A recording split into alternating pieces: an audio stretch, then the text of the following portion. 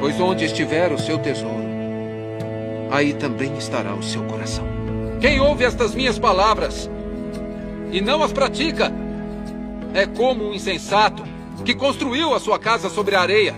Caiu a chuva, transbordaram os rios, sopraram os ventos e deram contra aquela casa. E ela caiu. E foi grande a sua queda. Portanto, quem ouve essas minhas palavras e as pratica é como um homem prudente que construiu a sua casa sobre a rocha. Caiu a chuva, transbordaram os rios, sopraram os ventos e deram contra aquela casa. E ela não caiu, porque tinha seus alicerces na rocha. Bom, como todos vocês sabem, a Copa do Mundo finalmente acabou.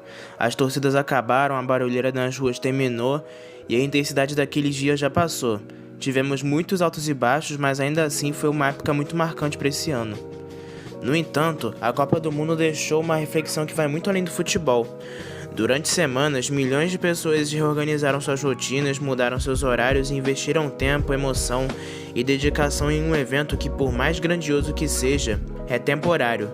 Mas a verdadeira questão não é o que aconteceu durante a Copa, é o que ela revelou sobre o coração humano. A palavra de Deus ensina que idolatria não se limita a imagens ou estátuas. Ela acontece sempre que qualquer pessoa sonha ou conquista entretenimento ou prazer ocupa o lugar que pertence exclusivamente ao Senhor. O futebol pode acabar, as competições passam e os campeões mudam, mas a luta contra os ídolos do coração continua todos os dias. Por isso, antes de criticarmos a paixão de outras pessoas, precisamos examinar a nós mesmos. O que tem recebido mais do nosso tempo, da nossa atenção, da nossa alegria e da nossa dedicação? O que mais nos empolga do que a presença de Deus? O que nos faz abrir mão da comunhão com Cristo sem perceber? Essas perguntas podem parecer desconfortáveis, mas são necessárias, porque Deus não deseja apenas uma parte da nossa vida. Ele requer o nosso coração por completo. Quando qualquer coisa assume o centro da nossa existência, ela deixa de ser apenas algo importante e se torna um ídolo. E é justamente sobre esses ídolos silenciosos, muitas vezes aceitamos e até incentivados pela sociedade, que precisamos conversar à luz das Escrituras. Por muito tempo, nós associamos a prática da idolatria às religiões pagãs ou às imagens, mas na verdade a idolatria ela é muito mais comum do que nós pensamos. Idolatrar é colocar em qualquer outra coisa, situação, pessoa, a expectativa daquilo que só Deus pode fazer por nós, que é nos dar uma vida abundante, digna de ser vivida, com propósitos, satisfeitos nele. A tentação do inimigo é roubar esse design original e nos tentar a fazermos falsas seguranças, nos apoiarmos em outras coisas além de Deus, inclusive aquelas que têm uma aparência de algo cristão. Na verdade, essa é a idolatria, uma das mais perigosas, que é a que vem disfarçada de devoção a Deus, em que, sem perceber, nós substituímos a experiência do culto, o momento ali de uma experiência apenas exterior, pela real conexão com Deus. Nós nos tornamos dependentes de canções serem ungidas ou de ministros nos levarem a um lugar de adoração e acabamos dentro do ambiente da igreja sendo idólatras. É por isso que retornar à essência da adoração é reconhecer esses falsos ídolos e renegarmos o lugar deles no trono do nosso coração, até que a nossa lealdade esteja completamente com o Senhor. Antes de qualquer coisa, precisamos entender uma verdade que muitas vezes ignoramos. Tudo aquilo que ocupa o lugar que pertence exclusivamente a Deus se torna um ídolo. Como eu já disse várias vezes aqui no canal, a idolatria não começa quando alguém se ajoelha diante de uma estátua. Ela começa quando o coração decide colocar qualquer outra coisa acima do Senhor. Um sonho, um relacionamento, uma carreira, um esporte, um hobby ou até mesmo um ministério podem se transformar em ídolos quando recebem mais amor, confiança e dedicação do que Deus. O primeiro mandamento é claro. Como está escrito no livro de Êxodo, não terás outros deuses diante de mim. Isso significa que Deus não deseja ser apenas uma prioridade entre muitas. Ele exige ser o centro da nossa vida. Sempre que algo assume esse lugar, ainda que pareça bom ou inofensivo, deixamos de adorar o Criador para servir a criação. O problema não está necessariamente naquilo que possuímos, mas na posição que damos a essas coisas dentro do nosso coração. É por isso que a Copa do Mundo serve como um exemplo que nos faz refletir.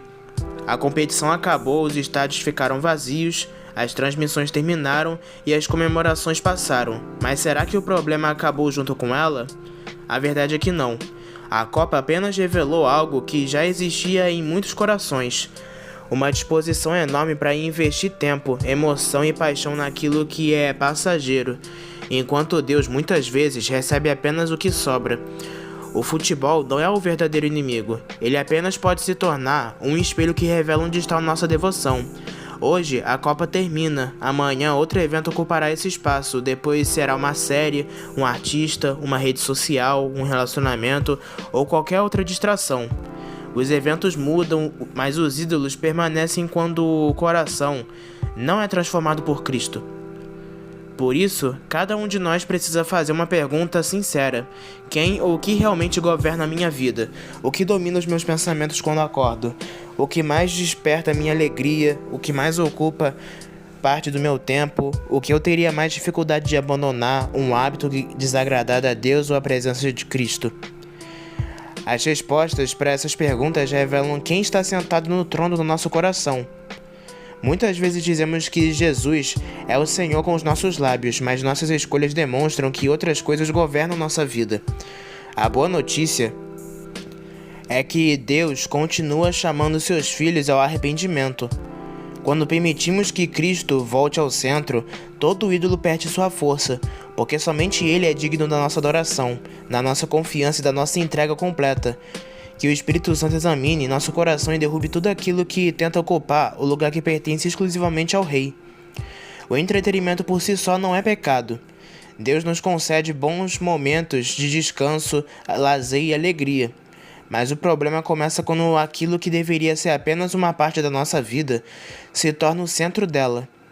Quando um jogo, uma competição ou uma série, ou qualquer outra forma de entretenimento passa a determinar nosso humor, consumir a maior parte do nosso tempo e despertar mais entusiasmo do que a presença de Deus, algo está fora do lugar. A adoração deixa de ser direcionada ao Criador e silenciosamente passa a ser oferecida àquilo que nos entretém. O coração humano é extremamente sensível a transformar bons presentes em maus senhores. O futebol ilustra bem essa realidade. Não há pecado em gostar de um esporte, torcer por um time ou acompanhar uma competição. O perigo está em permitir que essa paixão ocupe um espaço que pertence somente a Deus. Quando alguém conhece todas as estatísticas de um campeonato, mas mal conhece as escrituras, quando nunca perde uma partida, mas constantemente abandona momentos de oração e comunhão, quando demonstra mais emoção por um gol do que pela salvação em Cristo, o problema já não é mais o futebol, mas a idolatria. O esporte deixa de ser um lazer e passa a governar o coração. O mesmo princípio vale para qualquer outra paixão desta geração. Nada pode ocupar o trono que pertence ao Senhor. É por isso que a Bíblia nos alerta a guardar o coração, porque é nele que os ídolos são fabricados. Antes de existir um altar visível, existe um altar invisível dentro de nós. O coração cria ídolos quando deposita sua confiança, segurança, identidade e satisfação em qualquer coisa além de Deus. Somente o Espírito Santo pode revelar esses altares escondidos e conduzir-nos ao verdadeiro arrependimento. Como diz Ezequiel, capítulo 14, versículo 3. Filho do homem, estes homens levantaram os seus ídolos no seu coração e puseram diante de si aquilo que os fará cair em iniquidade. Esse versículo mostra que a idolatria nasce primeiro no interior. Por isso, mais importante do que remover algo das nossas mãos é permitir que Cristo reine plenamente no nosso coração. Antes de tudo, precisamos compreender que ninguém consegue servir a dois senhores.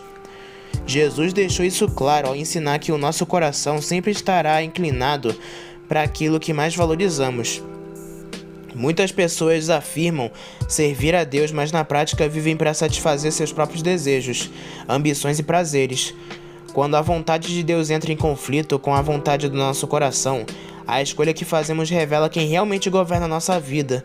Servir a Deus significa submeter nossos planos, emoções e prioridades à sua vontade. Servir aos próprios desejos, por outro lado, é colocar o eu no centro, transformando nossos interesses em um verdadeiro Deus. A idolatria moderna nem sempre tem um altar visível. Muitas vezes, ela se manifesta em um coração que se recusa a dizer não para si mesmo. Essa realidade explica por que tantos vivem em uma busca incessante por satisfação, mas continuam vazios. Os ídolos sempre fazem grandes promessas, prometem felicidade, realização, segurança e propósito. O dinheiro promete estabilidade, o sucesso promete reconhecimento, os relacionamentos prometem completar o coração, o entretenimento promete preencher o vazio e os prazeres prometem uma alegria duradoura. No entanto, todos eles falham, porque foram criados para ocupar um lugar que nunca lhes pertenceu. Somente Deus é infinito, é eterno e capaz de satisfazer plenamente a alma humana.